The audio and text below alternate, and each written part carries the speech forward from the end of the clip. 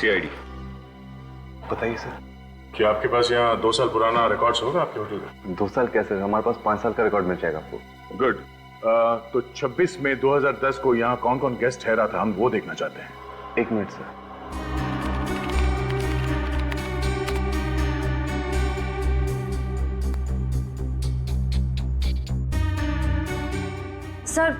Sir ये देखिए, Sushant room number 203 में ठहरा हुआ था। सुशांत 203 में ठहरा था?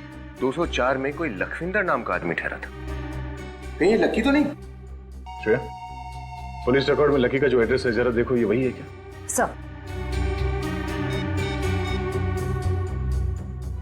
सर एड्रेस, फोन नंबर सब मैच हो रहा है।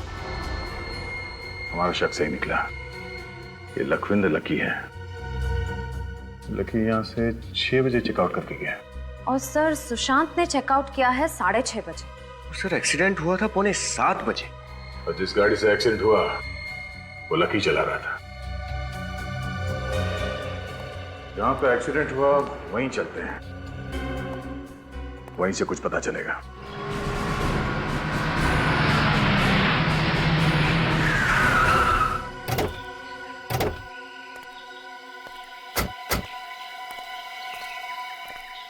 सर यही वो मोड़ है जहां पर सुशांत का एक्सीडेंट हुआ था।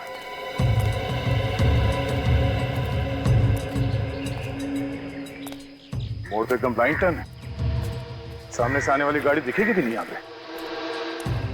सर रास्ता बिल्कुल सुनसान है। अगला गांव यहाँ से तकरीबन 6 किलोमीटर की दूरी पर पड़ता है और दोनों तरफ जंगल ही जंगल है।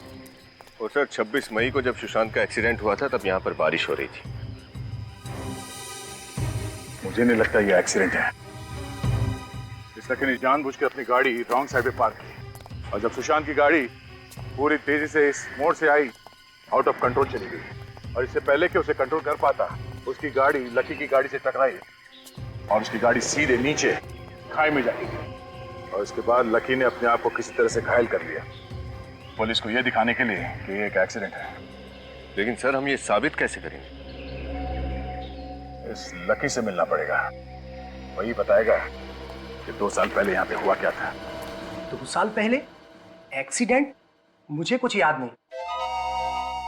उस एक्सीडेंट में 2 लोगों की जान चली जाती है और तुम्हें कुछ याद नहीं। सर इसे तो याद दिलाना पड़ेगा। वो हाँ, मुझे याद आया और बेहद अफसोस है मुझे इस बात का। तुम्हें देखकर लगता नहीं है तुमने ज्यादा अफसोस जताया होगा। मतलब कि बैंक में क्लर्क की नौकरी करने वाला आदमी जो 2 साल पहले तक एक भाड़े के घर में रहता था, आज अपने ही नेम प्लेट वाले आलीशान घर में रह रहा है। थोड़ा अटपटा लगा मुझे। एक्सक्यूज मी, ये मेरा निजी मामला है और आप इसमें दखल अंदाजी ना दें तो आपकी बड़ी मेहरबानी होगी। ठीक है, कर दी मेहरबानी। अब आप एक मेहरबानी कीजिए हम पे, सच सच बताइए क्या हुआ था उस दिन? एक्सीडेंट, पुलिस केस और अब तो केस भी क्लोज हो चुका है।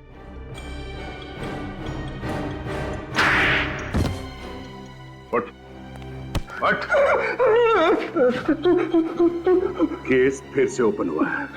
अब बता सुशांत को क्यों मारा, नहीं तो और मेहरबानी करनी पड़ेगी। पैसों के लालच में। किसने दिया तुझे ये लालच? हाँ?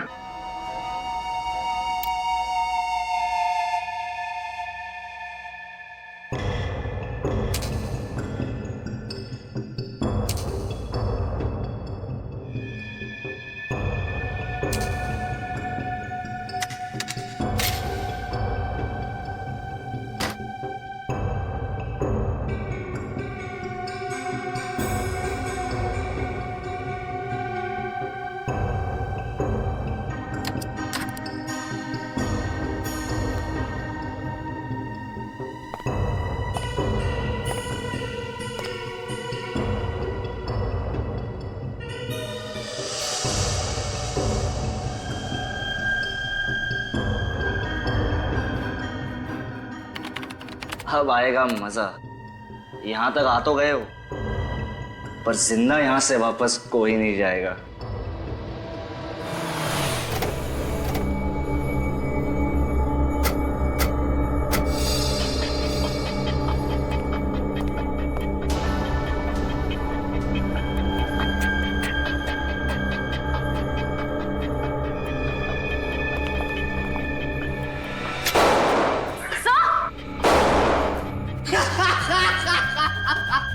आजा आजा। अरे मुझे मारने के लिए तुम लोगों को दूसरा जन्म देना पड़ेगा। आजा आजा।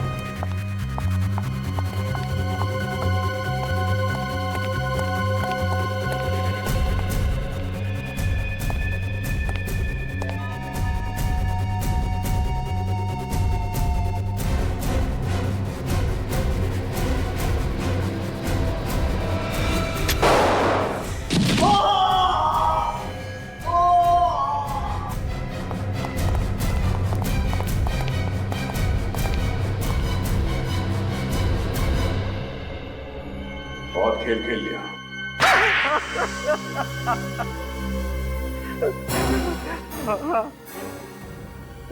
मैंने ही मरवाया था सुशांत को। क्यों क्यों मारा सुशांत को? नफरत करता था मैं सुशांत से। क्या कमी थी मेरे अंदर? प्लास्टिक इंजीनियरिंग की डिग्री हासिल की थी मैंने, मगर मगर मेरे ही परिवार वालों ने सारा कारोबार उस सुशांत को सौंप दिया। अगर ये बात थी तो अपने परिवार वालों से बात करते। उस बेचारे सुशांत का क्या दोष था? उसे क्यों मारा था? मैं अपने पिताजी से बहुत लड़ा, मगर वो नहीं माने। इतनी छोटी सी बात के लिए तुमने अपने भाई का एक्सीडेंट करवा दिया। और ये बात जब दीपिका को पता चली तो तुमने उसे भी मार दिया। बहन थी ना वो तुम्हारी, राखी बांधती थी ना तुम्हें।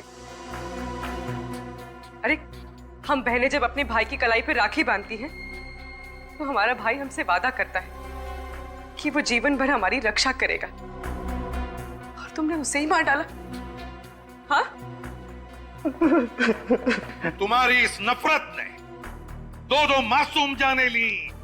सीआईडी ऑफिसर्स पर भी गोलियां चलाई तुमने।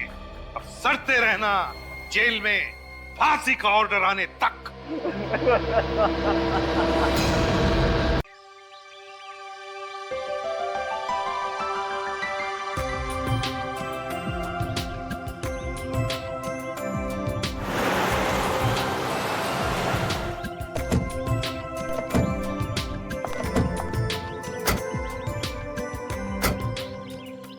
अजी चलो भगवान, चलिए।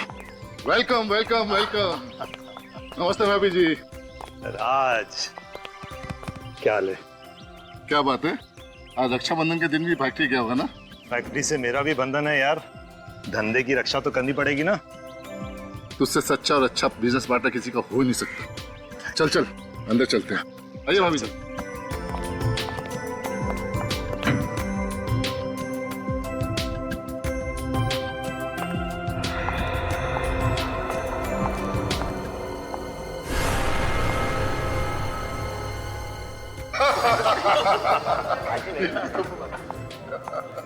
अरे मितेश को भाई साहब, ये क्या आपने आने में फिर देरी कर दी? सॉरी भाभी जी, मेरी वजह से आप सबको वेट करना पड़ा। वो दरअसल कुछ जरूरी काम निपटाने थे। देखिए भाई, आज यहाँ बिजनेस की बातें करना सख्त मना है। बिल्कुल सही कहा सूरज भैया ने। विक्रम भैया, हम कब से आपकी कलाई पे राखी बांधने के लिए इंतजार कर रहे हैं। देखिए, सबसे बड़े आप हैं, इसलिए सबसे पहला नंबर आपका, फिर राज भैया का और सबसे आखिर में सूरज भैया का। सॉरी सुधा, इस इंतजार के बदले मैं तुम्हें एक अच्छा सा तोहफा दूंगा। अरे वाह, अब मैं आती हूँ। अरे राहुल, ओ हेलो आंटी। इस बार अपनी बहन के लिए क्या स्पेशल गिफ्ट लाए हो? तुम्हें पता है ना, तुम्हारी मुंह बोली बहन मुंह बिगाड़ कर क्या बोलेगी? ओ नो राहुल, इस साल फिर से कुर्ती। लेकिन आंटी, इस बार कुछ नया लाया हूँ। लेकिन दीपिका है कहाँ?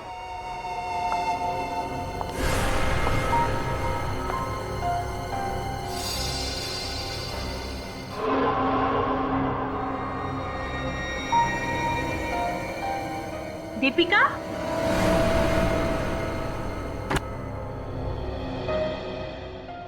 अरे दीपिका, तू अभी तक तैयार नहीं हुई?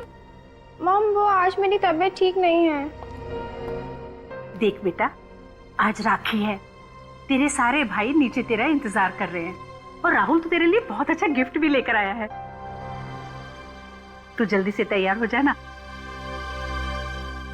Mom please.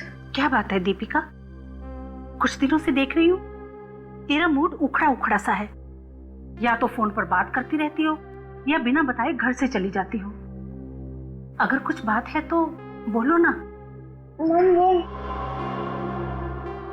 नहीं माँ, आज सच में मेरी तबीयत बिल्कुल ठीक नहीं है।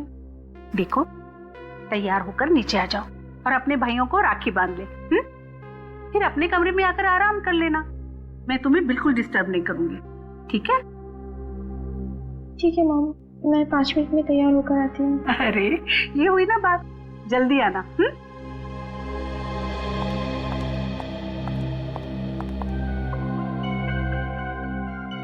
कैसे बताऊं मॉम डैड को, वो कभी समझेंगे ही नहीं। उन्हें तो यही लगता है कि मैं बिना वजह बात का बतंगड़ बना रही हूँ, पर मुझे पूरा विश्वास है मेरा शक गलत नहीं है।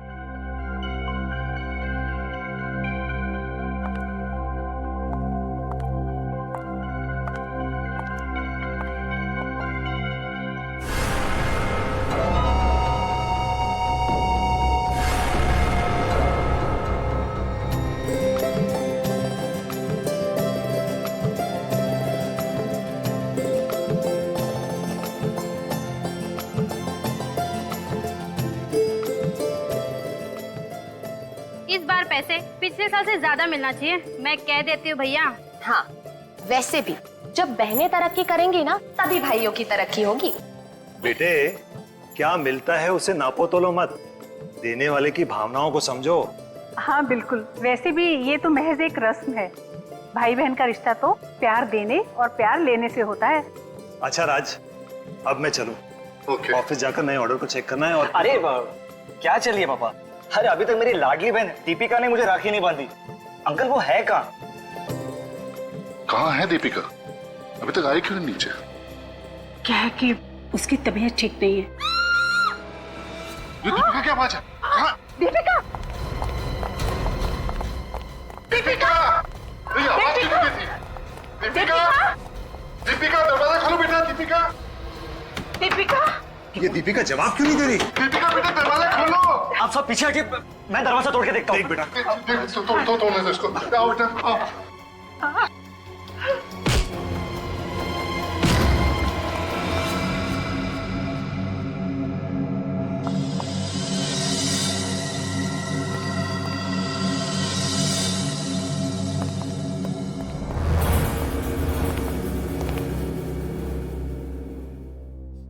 मौत गोली लगने से हुई है। सर, गोली गले के ठीक नीचे मारी गई है। उल्टाना जरा।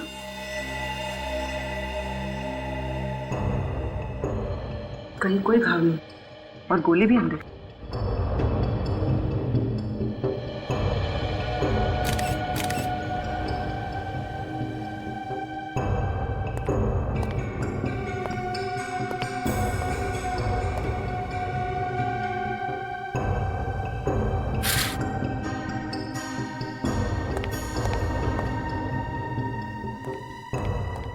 तो ये खिड़की भी अंदर से बंद है। ये दोनों खिड़की भी बंद है और कांच भी नहीं टूटा है। सर ये दरवाजा भी अंदर से बंद था, घर वाले दरवाजा तोड़ के अंदर आए।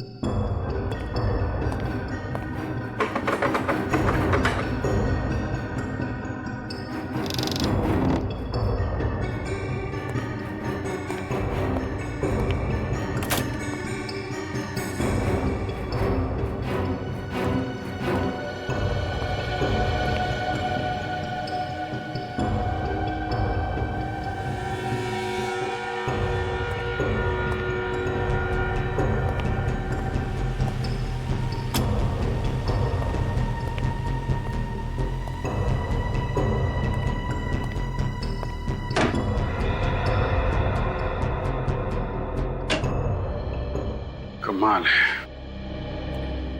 सारी खिड़कियां अंदर से बंद है। ये दरवाजा भी अंदर से बंद था, खिड़कियों के कांच नहीं टूटे हुए हैं, मतलब साफ है, गोली बाहर से नहीं चली है। लेकिन सर अगर गोली अंदर से चली है तो खूनी बाहर कैसे गया?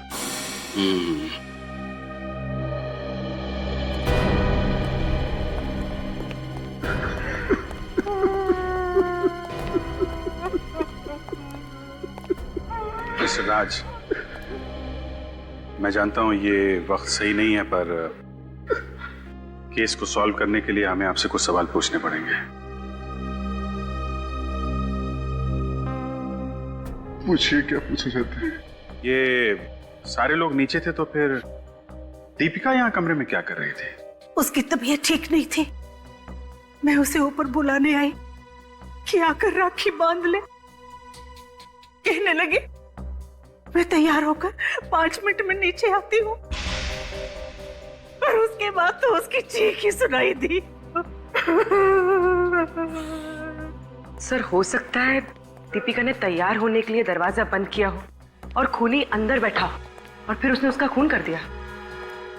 हो तो सकता है पूर्वी, लेकिन खूनी कमरे से बाहर गया कैसे? सर हमने जहां से शुरुआत की थी फिर उसी सवाल पे आके अटक गए। निखिल, अगर सवाल उठा है तो जवाब भी यहीं कहीं छुपा होगा।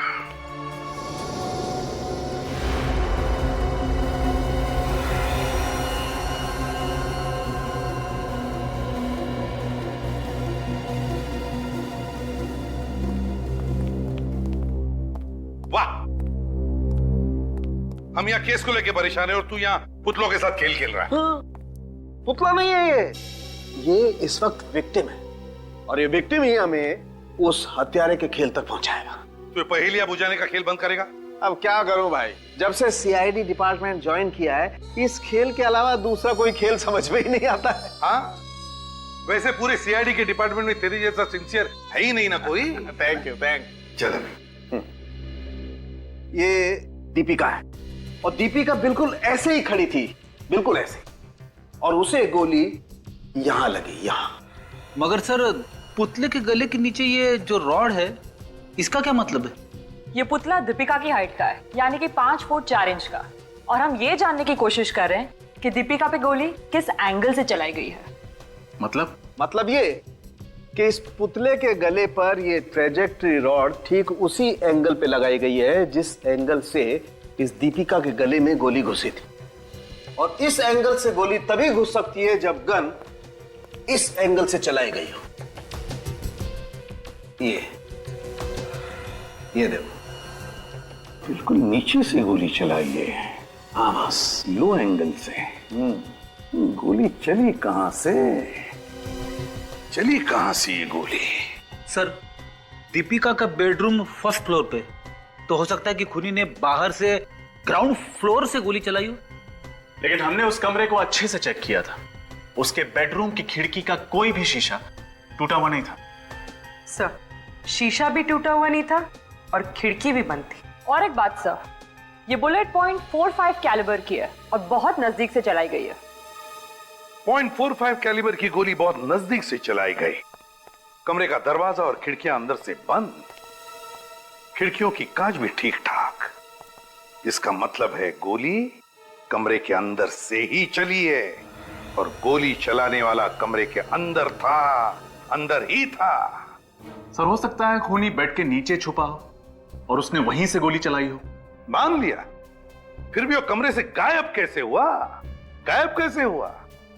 रजत, जरूर उस कमरे में कोई ना कोई खुफिया दरवाजा है जहां से खूनी गायब हुआ है। इस दीपिका का घर, वो कमरा फिर से अच्छी तरह से चेक करना पड़ेगा।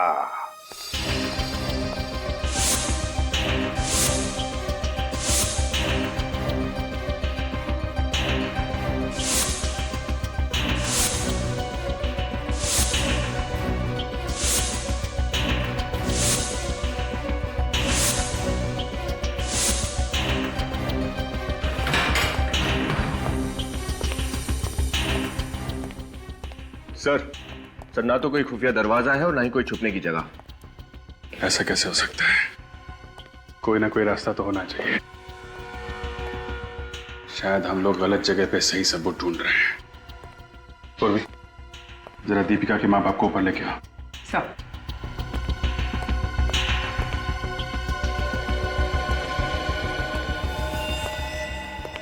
सर, कहीं दीपिका ने खुद को गोली मार के आत्महत्या तो नहीं कर ली? खेल, बोलने से पहले कुछ सोचा करो। अगर उसने आत्महत्या की होती तो गन यहीं कहीं पड़ी होती ना। गन तो नहीं मिली ना? Right sir. सर,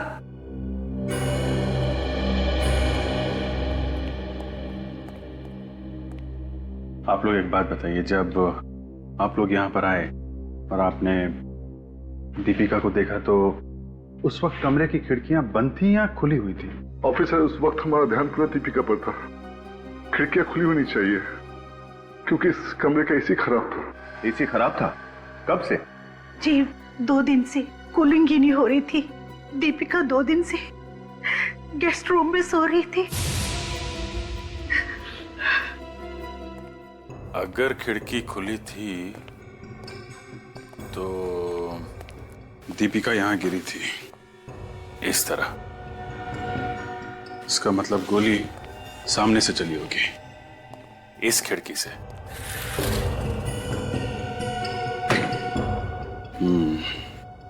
और डॉक्टर सारुंखे ने भी बताया था कि गोली लो एंगल से चली है। इसका मतलब वो गोली चलाने वाला बाहर ही खड़ा होगा। लेकिन सर, जब हम लोग यहाँ पर आए थे तो सारी खिड़कियां अंदर से बंद थी। जब दीपिका को यहाँ देखने लोग आए होंगे, उसी भगदड़ में किसी ने खिड़की बंद कर दी होगी। नीचे वॉचमैन से पूछताछ करते हैं। दीपिका मैडम के बेडरूम की यही खिड़की है ना? जी साहब, इसी तरह की 3 खिड़कियां उस तरफ भी हैं। देखो, कब से काम कर रहे हो यहाँ पे? जी, तकरीबन 5 साल हो गए साहब। ऐसे किसी आदमी को आसपास देखा जो अनजान हो? नहीं साहब, ऐसे किसी आदमी को तो नहीं देखा। ये है वो खिड़की, दीपिका मैडम के कमरे की।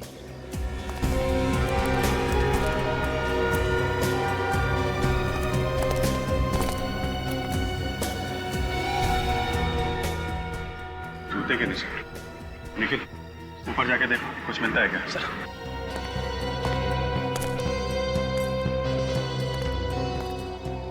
सर, गोली चलाने वाला जरूर इस पाइप के रास्ते अंदर गया होगा। सर, मगर खिड़की दरवाजे तो अंदर से बंद थे, फिर वो बाहर आया कैसे?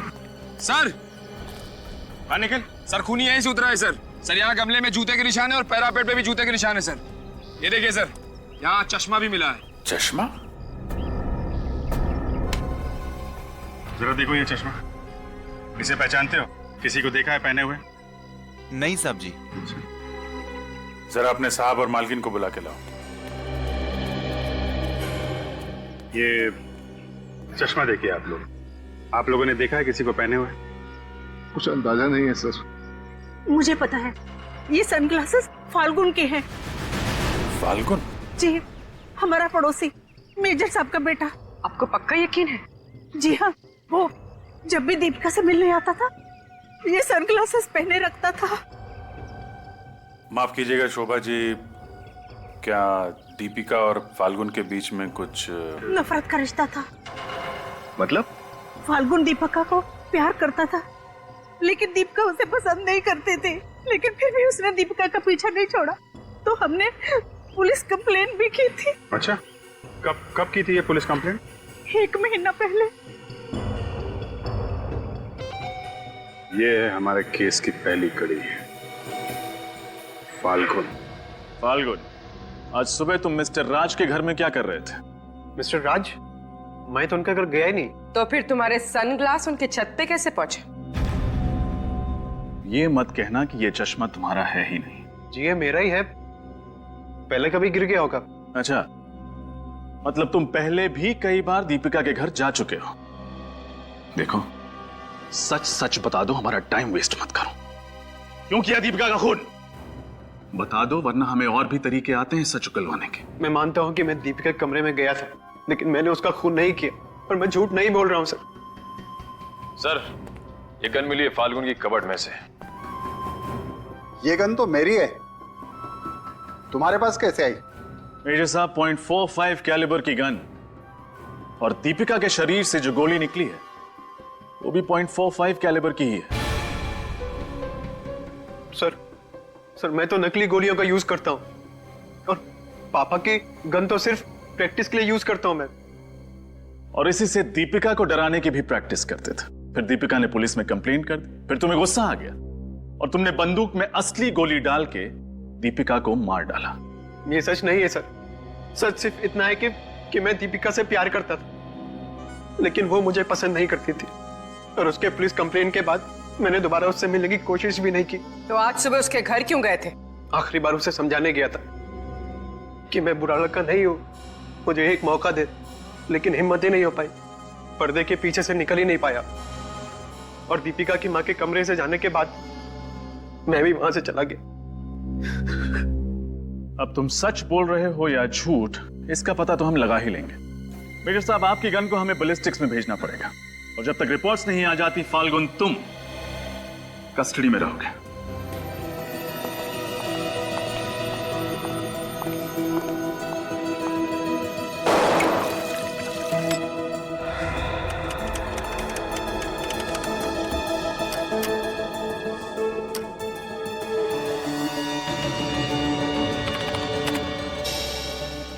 आसान क्या कहती है तेरी रिपोर्ट?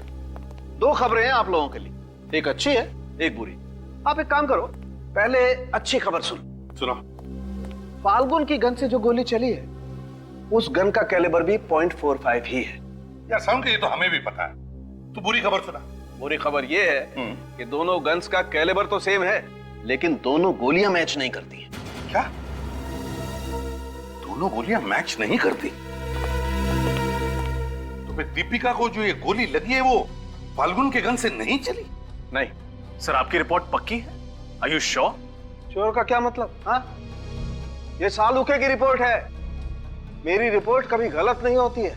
अगर रिपोर्ट गलत हुई ना, तो इस्तीफा हाथ में दे करके हिमालय पर चला जाऊंगा। जाने दो। सालू के साथ दो बार हिमालय जा चुके हैं। प्रदीप, इसका मतलब फाल्गुन सही कह रहा था। जब दीपिका पर गोली चली तो वो कमरे के बाहर था, तो फिर दीपिका पर गोली चलाई किसने? और जिसने भी ये गोली चलाई वो इस कमरे से बाहर गया कैसे? हाँ सर, सारे खिड़की दरवाजे तो अंदर से बंद थे। वही तो। एक बात और बताता हूं, शायद कुछ हाथ लग जाए। वो क्या सर? दीपिका को जो गोली लगी है, उस गोली पर से मुझे और भी कुछ मिला है। समझ के सस्पेंस बढ़ाने की बहुत बुरी आदत है तुझे यार। जल्दी से बताना क्या मिला है। लकड़ी के टुकड़े मिले हैं, वुडन पार्टिकल्स। Wooden particles?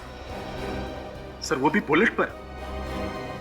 तो इसका मतलब है गोली दीपिका को लगने से पहले जरूर किसी लकड़ी की चीज को छू कर गई है। सर, दीपिका के कमरे में तो बहुत सारा वुडन फर्नीचर है। तो फिर से सारा वुडन फर्नीचर अच्छी तरह से चेक करो। देखो जरूर कहीं ना कहीं तो ये गोली का निशान मिलेगा।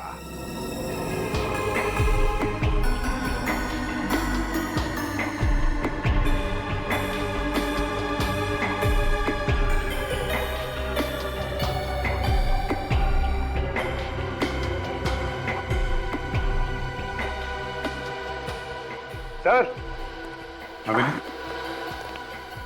सर ये देखिए, ये लकड़ी यहां से जली हुई है। बारूद की स्मेल, गन पाउडर। इसका मतलब गोली इस कबर्ड के अंदर से चलाई गई है। सर ये देखिए फोल्डर।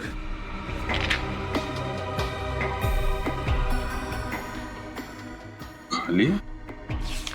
सर ये ज्वेलरी बॉक्स भी खाली है। मतलब ज्वेलरी गया।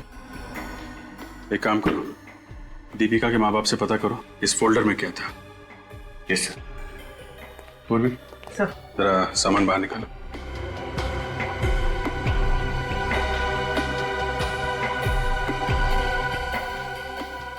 शोभा जी, इस ज्वेलरी बॉक्स में से किसी ने ज्वेलरी निकाली है या ये बॉक्स पहले से ही खाली था? जी, इस बॉक्स में दीपिका की ज्वेलरी थी, हमने नहीं निकाली। और ये फोल्डर? इसमें दीपिका की डायरी थी, उसे डायरी लिखने की आदत थी, वो किसी को इस फोल्डर को छूने भी नहीं देती थी। इसका मतलब है दीपिका की अलमारी चेक की गई है और कुछ चीजें उसमें से निकाली भी गई है। सर ये देखिए, सर इनसे स्क्रू निकाले गए हैं। ओह, अब समझ में आया दीपिका का खून कैसे हुआ है। कैसे सर? इस अलमारी के अंदर गन फिट की गई थी, वो भी इस तरह कि जैसे ही कोई दरवाजा खोले गोली चल जाए। नहीं, बिल्कुल वैसी अलमारी बनाई है ना जैसी क्राइम सीन पर थी। जी हाँ सर, आपके कहने के मुताबिक दीपिका के बेडरूम की अलमारी की तरह बिल्कुल वैसे ही अलमारी बनवाई है सर। एक्सीलेंट।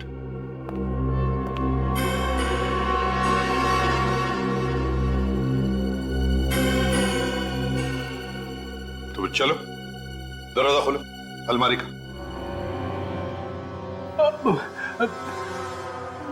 मैं? हाँ तुम, चलो जल्दी।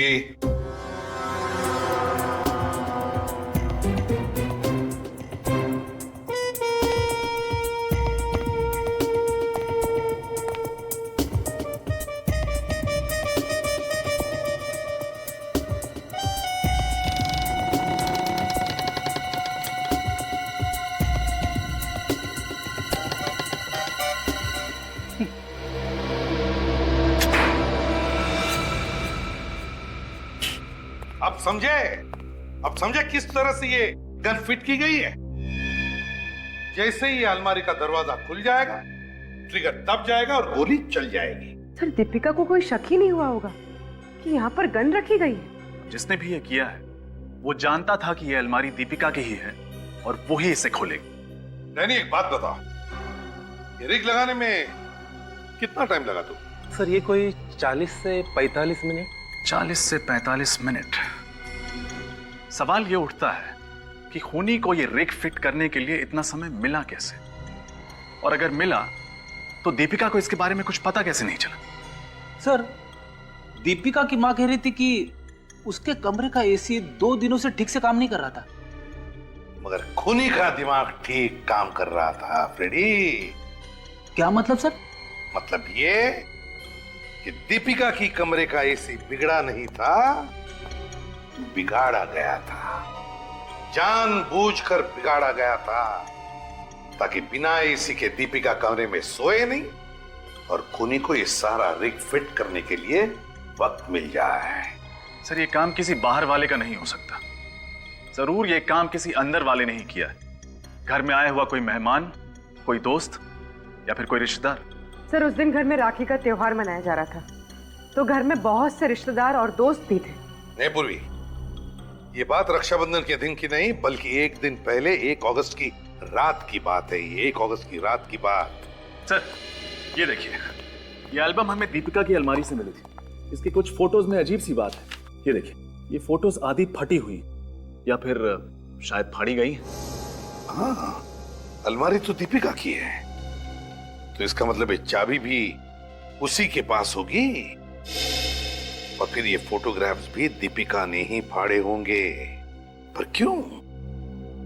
किन लोगों के चेहरे हैं उन फटे हुए टुकड़ों में जो दीपिका देखना नहीं चाहती थी? सर ये देखिए, सर दीपिका की फोटो, इसके कंधे पर किसी का हाथ है। सर जिस तरह फोटो खींची गई है, इससे लगता है कि इनके बीच में कुछ स्पेशल रिश्ता। हाँ सर हो सकता है ये दीपिका का बॉयफ्रेंड हो, झगड़ा हो गया और रिलेशनशिप टूट गया। हो सकता है, पर क्या उसका कोई बॉयफ्रेंड था? सर हमने दीपिका के माँ बाप से बात की थी, उन्होंने तो कहा कि इसका कोई प्यार व्यार का चक्कर नहीं था, कोई बॉयफ्रेंड नहीं। अरे इसमें कोई नई बात नहीं है। बॉयफ्रेंड के बारे में बाहर वालों को पता होता है, घर वालों को नहीं। सर ये देखिए, इस फोटो में सिर्फ दीपिका है, लेकिन ये रिफ्लेक्शन में वो आदमी है जिसने शायद ये फोटो खींची है। और सर ये कोट भी वही है जो पहले वाले फोटो में थी। एक सेकंड, इसके पॉकेट पर कोई लोगो है। कौन सा लोगो? पूर्वी, मिरर लाना।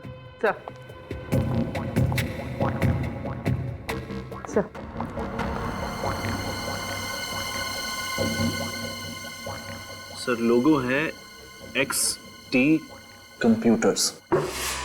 XT computers. तो इसका मतलब है जिसकी हमें तलाश है वो दीपिका का बॉयफ्रेंड XT कंप्यूटर्स में काम करता है। यस सर, ये रिफ्लेक्शन मेरा ही है, मैंने ही खींचा था ये फोटो। और ये फोटोज, इनमें भी तुम ही थे ना? हाँ सर, इन फोटोज में भी मैं ही हूँ। तो फिर दीपिका ने ये फोटो फाड़े क्यों? सर उसे कुछ गलतफहमी हो गई थी सर, इसलिए उसने 2 हफ्ते पहले मुझसे रिश्ता भी तोड़ दिया था। गलतफहमी? मैंने उसे समझाने के लिए कई बार मिलने की कोशिश की, कई बार फोन किए सर, लेकिन उसने मुझसे बात करने से भी इनकार कर दिया। किस बात की गलतफहमी हुई थी ये बताओ, समझे? सर उसे लगने लगा था कि मेरा किसी और लड़की से अफेयर है, बट सर मेरा किसी लड़की से कोई अफेयर नहीं था। कोई अफेयर नहीं था तो फिर दीपिका शक क्यों करने लगी तुम पर? हैं? सर मैंने ही बताया था उसे। क्या? सर एक अनजान लड़की मुझे प्यार भरे खत लिख रही थी। एक मिनट, क्या कहा तुमने? अनजान लड़की प्यार भरे खत लिख रही थी तुम्हें? हाँ सर, उसने अपनी पहचान मुझसे छुपा के रखी थी। जरा दिखाओ वो खत। ये सर आज ही मुझे सुबह टेबल पर मिले। अब तो हमारे बीच दीपिका भी नहीं रही, अब हमें एक होने से कोई नहीं रोक सकेगा। तुम्हारी? सर इसका मतलब वो लड़की सौरभ पर ही नहीं, दीपिका पर भी नजर रखी हुई थी। हाँ। अच्छा, क्या इस अनजान लड़की ने पहले कभी तुम्हें किसी और तरीके से ऐसे संदेशे भेजे हैं? नहीं सर। हाँ सर, कल सुबह मेरे मोबाइल पे एक ब्लैंक कॉल आया था। तुमने वापस फोन तो किया होगा ना उस नंबर पे? किया था सर, मालूम चला वो दीपिका के घर का नंबर था। दीपिका ने तुम्हें ब्लैंक कॉल दिया? सर मैंने दीपिका को कॉल किया था, उसने बताया उसने मुझे कोई ब्लैंक कॉल नहीं किया। किसी और ने फोन किया था? कल तो रक्षाबंधन का दिन था, कौन कौन लोग आए थे दीपिका के घर पर? सर त्योहार का अवसर था, उसके कजिन्स प्रीति और वर्षा थे वहां पर। सर कहीं उन दोनों में से कोई तो नहीं? अब तो ये चिट्ठी ही खोलेगी उस अनजान लड़की का राज।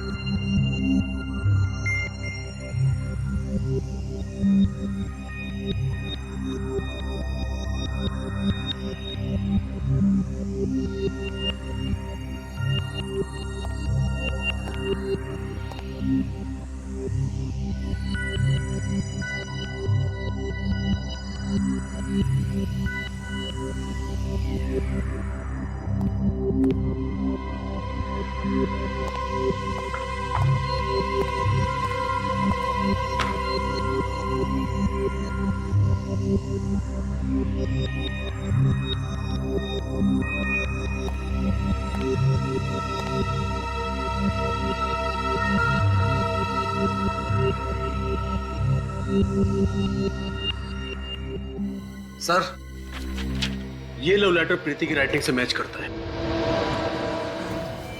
हाँ, मैंने ही लिखे थे वो लेटर्स। अगर दीपिका नहीं होती तो आज सौरभ मेरे साथ होता। दीपिका ने मुझसे मेरा प्यार छीन लिया था और इसीलिए तुमने दीपिका को मार डाला। नहीं, मैं मानती हूँ कि मैं सौरभ को बहुत प्यार करती थी, पर मेरा विश्वास कीजिए सर, मैं दीपिका को नहीं मार सकती। सर आखिर वो मेरी बहन थी ना। सर हमें प्रीति के घर से दीपिका की कुछ ज्वेलरी, उसका पेंडेंट और कुछ कार्ड्स मिले जो सौरभ ने दीपिका को दिए थे। तो तुमने ये सारा सामान दीपिका की अलमारी से चुराया था, क्यों? क्योंकि ये सब गिफ्ट सौरभ ने उसे दी थी।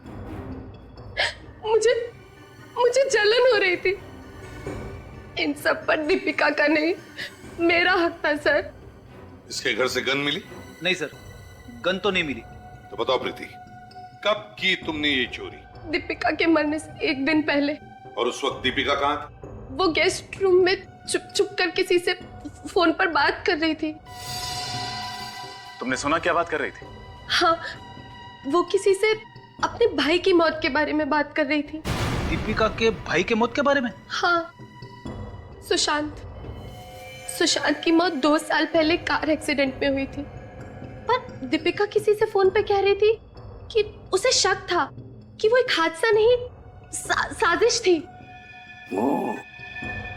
तो मतलब दीपिका का ये शक किसी और के लिए खतरा बन गया, और उस शख्स ने दीपिका का खून कर दिया। पकड़े जाने के डर से उसने दीपिका को अपने रास्ते से हटा दिया। सुशांत के एक्सीडेंट की फाइल निकालो और एक काम करो, दीपिका के सारे टेलीफोन रिकॉर्ड्स चेक करो। देखो उस शाम को दीपिका किससे बात कर रही थी, कौन है वो जिस पर दीपिका ने इतना भरोसा करके अपने मन की बात बताई। सुशांत के एक्सीडेंट के बारे में क्या पता चला? सर, पुलिस रिकॉर्ड के मुताबिक सुशांत खंडाला के आईव्यू होटल में ठहरा हुआ था जिस दिन उसका एक्सीडेंट हुआ। खंडाला किस लिए गया था वो? सर, वो एक बिजनेस कॉन्फ्रेंस अटेंड करने के लिए गया था 2 दिन के लिए। और ये एक्सीडेंट कैसे हुआ? कोई आई विटनेस? नहीं सर, कोई विटनेस नहीं। एक्सीडेंट घाट वाले रास्ते पर हुआ था। सुशांत ने अपने होटल से एक टैक्सी बुक की थी। उसकी टैक्सी सामने से आती हुई एक एसयूवी से टकराई और खाई में गिर गई। सर, सुशांत और टैक्सी ड्राइवर दोनों की उसी वक्त मौत हो गई। ओह, अच्छा, और कुछ? और सर, सुशांत के पिता मिस्टर राज से हमें पता चला कि सुशांत उस कॉन्फ्रेंस में एक बहुत ही बड़ा कॉन्ट्रैक्ट साइन करने वाला था जिससे उनकी कंपनी को करोड़ों का फायदा होता। अच्छा, मुनाफे के साथ खतरे बढ़ते हैं और कामयाबी के साथ दुश्मन भी। ये राहुल है? हाँ सर, वो वेटिंग रूम में। बुलाओ सर। सुशांत की टैक्सी के साथ जो एसयूवी टकराई वो कौन चला रहा था? सर, कोई लकी नाम का आदमी था सर। लकी? हाँ सर। तो उसके बारे में क्या इंफॉर्मेशन है? कुछ खास नहीं सर, बस इतना पता चला है कि ये लकी खंडाला में छुट्टियां मनाने आया था और किसी स्टिकर बनाने वाली कंपनी में छोटा मोटा काम करता था।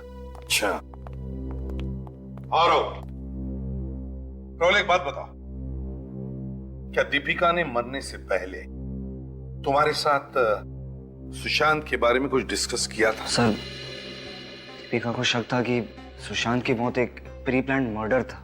उसका एक्सीडेंट नहीं हुआ था, करवाया गया था। उसका किसी पर शक था? नहीं, पर सर दिन रात कोई सबूत ढूंढने की कोशिश करती रहती थी।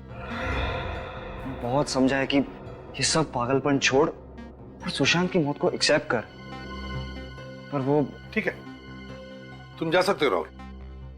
ओके। और हाँ सर। क्या हुआ? सर, दीपिका मेरे बहुत क्लोज थी और सर सुशांत की मौत के बाद सर सारे भाइयों में वो मुझसे सबसे ज्यादा अटैच। सर, मेरी बहन के कातिल को ढूंढने में मैं आप सबकी पूरी मदद करूंगा। सर, आप खूनी को सजा जरूर देना सर। ठीक है, ये कोई इत्तेफाक नहीं, कोई इत्तेफाक नहीं। पता नहीं मुझे ऐसा क्यों लगता है कि ये कोई हादसा नहीं बल्कि कुछ और ही है, कुछ और। नहीं तो सुशांत जिस दिन एक बड़ा कॉन्ट्रैक्ट साइन करने वाला था उसी दिन उसके टैक्सी के साथ एक्सीडेंट कैसे होता है? हाँ सर, और ये एक्सीडेंट भी बड़ी टाइमिंग के साथ किया गया था। सुशांत जैसे ही होटल से निकला 15 मिनट के बाद उसकी टैक्सी का एक्सीडेंट हो गया और वो खाई में जा गिरी। इसका मतलब है उस होटल में कोई तो ऐसा आदमी था जो सुशांत पर नजर रखे हुए था। कोई तो था जरूर। इस होटल आईव्यू में जाकर पता लगाना पड़ेगा। होटल आईव्यू में अच्छी तरह से पूछताछ करो।